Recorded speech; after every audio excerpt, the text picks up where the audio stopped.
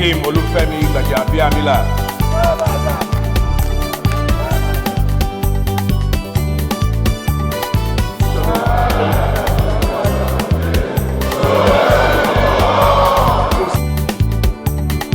God bless you all.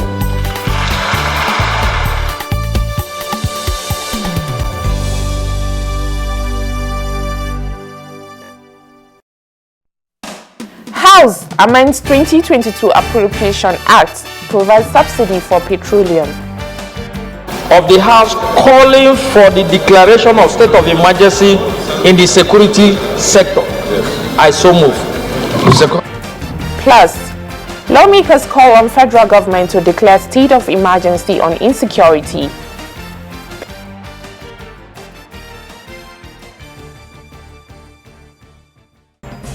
The program is House Ticket, coming your way on the parliamentary channel of the Nigeria Television Authority. I'm your anchor, Firdausi Ahmed Wakili.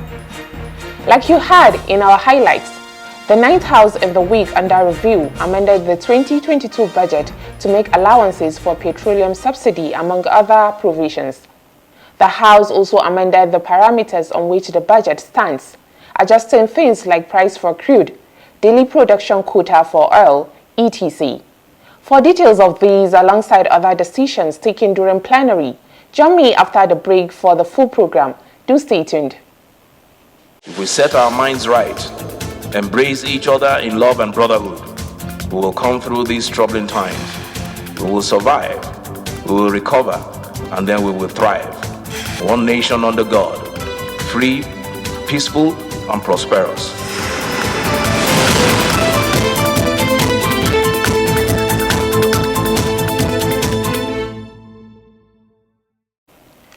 The program House Ticket starts with details from House plenary sessions. The Green Chamber had on Thursday, the 14th of April 2022, passed for third reading a bill for an act to amend the Appropriation Act 2022 in order to provide fuel subsidy and make adjustments on the schedule. The House also considered the report of the Committee on Finance on the request by the President for a revision of the 2022 fiscal framework and approved the recommendations therein. Earlier, before passage and adoption at plenary, lawmakers at the Committee of Supply considered the bills clause by clause. This is a straightforward matter that everyone knows why we should look at this particular bill with a view to make amendments to provide for subsidy for premium motor spirit subsidy and make adjustments in the schedule of the budget 2022. And for same reasons, Mr. Chairman, honorable members, I would like to appeal to members to understand in the spirit of this motion, this bill, and allow it passed. Thank you. 1, 2, 3. Move that we revert to plenary to report progress.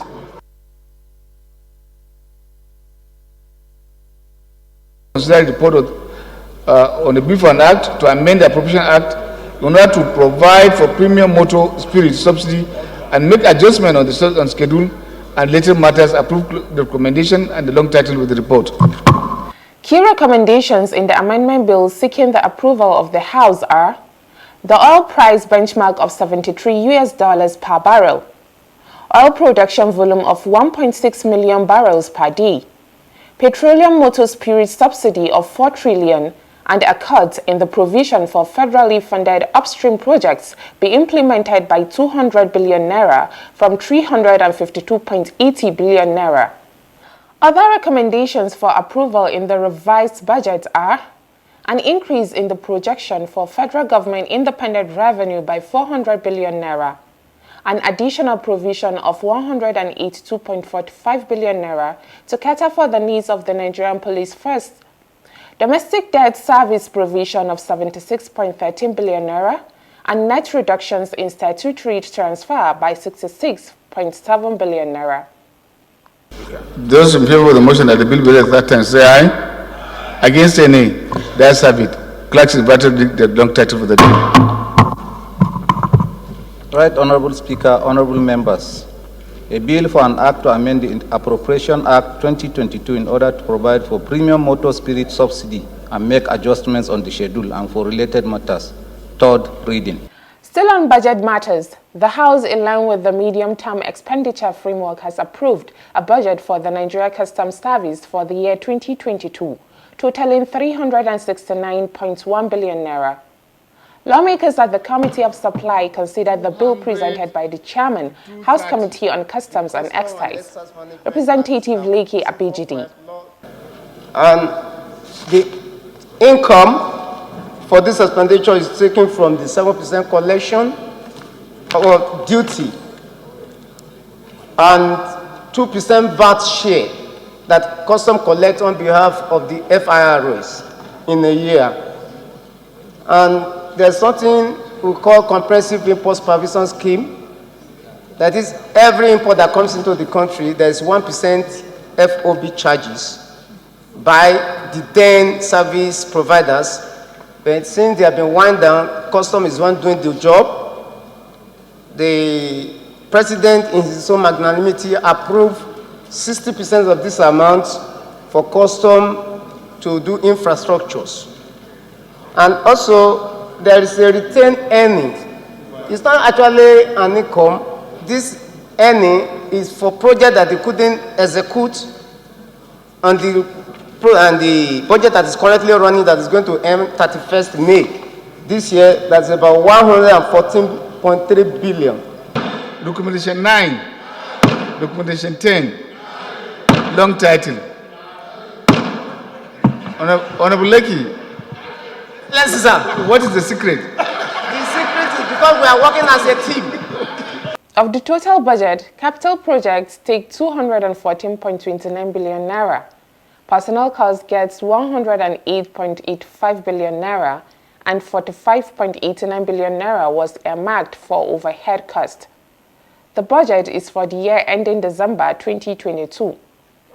Away from budgetary matters, the House considered other issues of national importance, with national security topping the agenda. Stay tuned to House Ticket, as our reporter will bring you details of more deliberations during plenary after the break.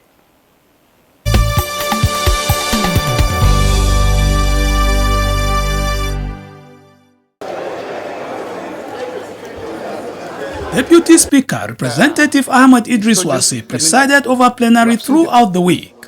On Tuesday the 13th and Wednesday the 14th of April 2022, lawmakers debated 3 motions under matters of urgent public importance. They all had to do with the security challenges the nation is facing. The first motion was moved by Representative Gambo Mubarak on the need for military intervention to arrest the wanton killings, kidnappings and banditry in Taraba State and its environs. Further note that armed banditry in Baligasol Federal Constituency has seriously increased, with several reported cases of various killings, rape and kidnapping on daily basis. Aware that the recent wanton killings and kidnapping in Baligasol Federal Constituency and other communities in Taraba and neighboring Plateau has claimed over 150 lives, several others injured, properties worth millions of naira destroyed, with over 5,000 internally displaced persons. In its resolution, the House called on the Chief of Defense Staff to coordinate a joint security surveillance and operation to flush out the bandits. Further called on the Ministry of Humanitarian Affairs and Northeast Development Commission to come up with relief efforts for the victims. A minute's silence was observed in honor of those killed. Thank you. Similarly, the House deliberated extensively on how to address security challenges bedeviling the country when 2 motions under matters of urgent public importance were moved. The first by Representative Yusuf Gagdi on terrorist attack in Kanam and Wase communities, and the second by Representative Ben Uzondu Benjamin on the killings in Benue State. The House note that on Sunday, the 10th April of 2022, around 10 a.m. in the morning, terrorists unleashed terror on the people of Kanam and Wase local government of Plateau State, killing 92 persons, injured over 20 people, and displaced properties in Kukawa, Keram, Gembau, Dungur communities of Kanam local government, as well as other communities in Wasai, like Zurak, Pinau, Zak, Sabongida, Dogon Ruwa, Gembi, Yuli, and others. Honorable Speaker, the House notes that on Tuesday, the early hours of yesterday, suspected herdsmen stormed Tiwatu village in Taka local government in my constituency and killed 12 persons. The House further notes that on the 11th, day before yesterday, in an adjoining village in Badwem is in Guma local government, a neighboring local government to my constituency, 7 persons were massacred at night. We have to remove all political coloration and face these people and understand that we are at war. When you're dealing with terrorists, you have to understand that you're at war. If we have to shut down the business of lawmaking in this house and move to those places and sit as a committee of whole to investigate these things and invite those who are directly responsible to such meetings to tell us why they got information about impending attack and refuse to act on it. Our nation is under siege. Our nation is under siege. Whether we accept it or not, that's the fact. We are talking about Plateau State. After that, we spoke about Benue. We are speaking about Imo State, Abia State, Ebonyi State, Anambra State, where non-state actors are burning down police stations and killing human beings. Where is left? With the political situation in Nigeria building up to the 2023 elections, I am worried that some element of politics may be playing into this scenario. We experienced this situation in 2015 as we prepared for transition at the 2015 elections. Today too, this situation is beginning to show itself. I believe the president of the country is responsible for every actions or inactions that happened in the land. Why? Because he took an oath that he is going to perform his responsibilities and duties without fear or favor. I respect him. I believe in him. I believe he is all and age enough to give this country the direction and the leadership required. We cannot castigate just the president on the failure of insecurity in this country. He has delegated certain people to look after security in this country. Now, if these people are not actually up to the task, then we have to call for some other people to come and look after the security in the nation. We must rise up to the occasion. We are in a desperate situation, and this situation demands desperate action. I believe, in my own opinion, that the issue of security is a responsibility of us all, of each and every one of us. At this stage, it has gone beyond just government alone. Do you even know who your neighbors are? Everything we keep blaming the president will not come and tell you who your neighbor is. We must do our oversight. Committees that have report must turn in reports. We are about to break now. We have set several active committees, but there's no report for us to consider. How now do you blame? It is through this investigative hearing that we'll be able to come out with solutions to the matters. And that's why I want to beg that. Colleagues, let us remember, if we escape in this war, we are not going to escape hereafter. Accountability is there. God, in His infinite mercy, has put Judgment Day for us to account for our actions. The House resolved, among other things, to call on President Muhammad Buhari to declare a state of emergency on insecurity and review the security architecture. Other motions considered and adopted same day include a motion on the need to increase awareness of birth registration in Nigeria.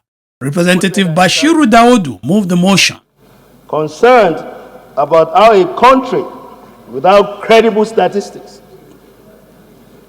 can progress as registration of birth is the most basic requirement in planning for children. Worried that when a country fails to follow through with the established pattern, the young ones are exposed to dangers, and the public health and economic planning teams cannot cope. The challenge we're having with adequate planning and provision of facilities and infrastructures for governance is because we do not possess the right records. And the registration of birth and death is a critical tool in national planning.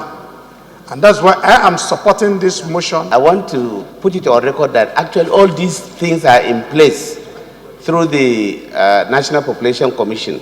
If you go to any teaching hospital, general hospital, or functional primary healthcare centers, you will find signs pointing to the office of the National Population Commission in those establishments, apart from some located in traditional leaders' houses where this registration can take place. What is really lacking is the awareness, as he pointed out in his second resolution. House adopted the motion and resolved to urge the federal, state and local governments as well as traditional and religious leaders to join in the sensitization of the public on the importance of birth registration. Also urge the federal government to conduct a study on effective penalties for parents who fail to register the birth of their children. The House also mandated the Committee on Population and Information, National Orientation, Ethics and Values to ensure compliance. On his part, Representative Ikenna Elezianya moved a motion on the need to investigate the alleged disappearance of the mass transit buses provided by the federal government for transport services within the Federal Capital Territory. Concerned that all the buses amounting to 10,000 provided by the government are gradually disappearing from the roads and are not being effectively managed by the FCT administration, and as such, not achieving its core objective, which is alleviating the transport challenges of the masses, especially in these trying times. The House adopted the prayer mandating the Committee on the Federal Capital Territory to investigate the alleged disappearance of transit buses provided by the federal government for transport services within the FCT, to recover them and report back within 3 weeks for further legislative action. Moving on to bills, the House passed 6 bills at third reading. I rise upon the directives of the Speaker that to move that a bill for an act to establish National Youth Service Corps Trust Fund, NYSCTF, for the purpose of providing a sustainable source of funds for the National Youth Service Corps, skill acquisition, training and empowerment of corps members, training and retraining of the personnel of the National Youth Service Corps development of camps and NYSC formations and facilities therein, and for related matters, HB 1795 be read the third time. Other bills include a bill for an act to provide for the establishment of the Federal University of Education, Isiokolo, Delta State, and for related matters. A bill for an act to provide for the establishment of the Federal Polytechnic, Garkuo, Kano State, to provide full-time courses in technology, social sciences, applied sciences, management and other fields of studies, and to make provision for the general administration of the Polytechnic and for related matters. And a bill for an act to provide the legal framework for establishment of the National Social Investment Programs for the assistance and empowerment of the poor and vulnerable in Nigeria, and to establish the National Social Investment Programs Coordinating Office within the Federal Ministry responsible for social development to manage the implementation of the programs and for related matters. Act to establish the Federal Capital Territory. Similarly, 3 bills case second reading.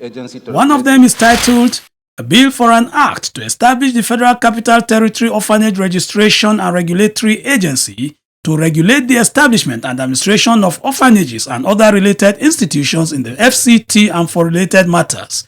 It was sponsored by Representative Samuel Adejare. Legalities that arise from orphanages, homes that are not registered, that are putting up baby factories, that are abusing women and making them to get pregnant repeatedly, and these owners of this home will now serve the babies. And we've recognized that we don't have laws in our status books to govern the administration and registration of these orphanages in Federal Capital Territory. And this law will surely do this. And we will put to rest all these illegalities in our Federal Capital Territory. Of course, we've had over the years where people open up a place and they say they are doing orphanages only for them to recruit our young girls from school and kidnap them, so to speak, in quote, and house them in those homes and allow them to get pregnant, and then they start selling those babies. And I believe that this bill, when it's passed, is going to curb this menace. And there shall be sanctions for people who do this kind of things. Because if there are no regulations, if there is no approval, and people keep opening up all sorts of things and then start giving out babies in terms of, oh, that they're adopting when they don't have the powers to do so, then that's why, as we speak today, you have a lot of rituals, you have a lot of things going on because children are all over the place. The bill was voted on and approved for second reading and referred to the House Committee on the Federal Capital Territory Area Councils and Auxiliary Matters. There's a bit. Meanwhile, over 15 bills were read for the first time in the week under review. They include Agricultural Research Council of Nigeria Act Amendment Bill 2022, National Institute of Construction Technology and Management, Bamba, Adamawa State, Establishment Bill 2022, Nigerian Diaspora Intervention Trust Fund Establishment Bill 2022, Dangerous Drugs Act Amendment Bill 2022, and Bank and Other Financial Institutions Act Amendment Bill 2022.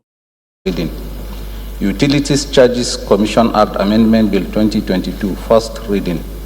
National Productivity Center Act Amendment Bill 2022, first reading. Employees Compensation Act Amendment Bill 2022, first reading. Survey Coordination Act Amendment Bill 2022, first reading. Small and Medium Scale Enterprises Development Act Amendment Bill 2022, first reading. Corporate Bodies Members Emolument Act Repeal Bill 2022, first reading. Marriage Act Amendment Bill 2022, first reading. The House also recommitted 3 bills to the Committee of the Whole for reconsideration. The bills are Nigerian Maritime Security Trust Fund Bill, Federal University of Technology Auchi Establishment Bill, and Defense Research and Development Bureau Establishment Bill. Recommittal of Nigerian Maritime Security Trust Fund. House notes that Nigerian Maritime Security Trust Fund Bill was passed by the National Assembly and transmitted to the President for assent. Observes that some fundamental issues which require fresh legislative action by the National Assembly emerged after a critical analysis of the bill by the Presidency. Cognizant of the need to commit the bill to address the fundamental issues raised in the bill, House resolves to rescind its decision on the bill as passed and recommit same to the Committee of the Whole for reconsideration. I so move, Mr. Speaker.